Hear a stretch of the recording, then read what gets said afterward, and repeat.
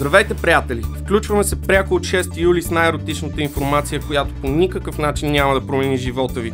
На този ден преди 9 планини в 10-та от различни майки са се родили мегазвездата на студио Бояна Силвестър Сталон и по-малкият му брат 50 Cent, по-популярен в България като 88 стотинки по актуалния курс на долара.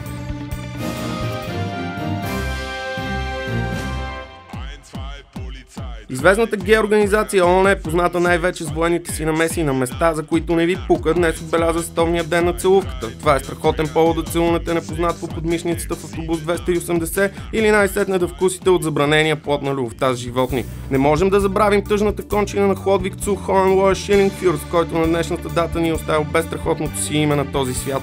Ако се чуете кой е той, спокойно, няма значение. А сега видео с Варненското езеро, което ще ни накара да се замислим.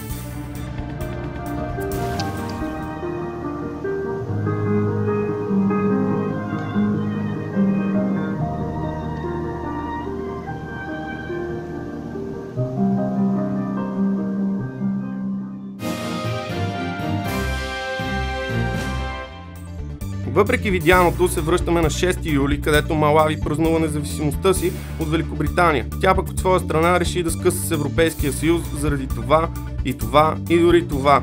Ние нямаме нищо против, защото от европейското по мач разбрахме, че можем и без тях.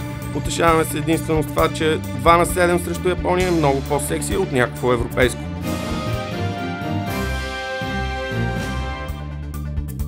Пожелаваме ви да бъдете смели като Динко от Ямбол, сръчни като Гала и бързи, но не в секса. Препоръчваме ви да избягвате градинката на Народния, защото там можете да се заразите с диджериду.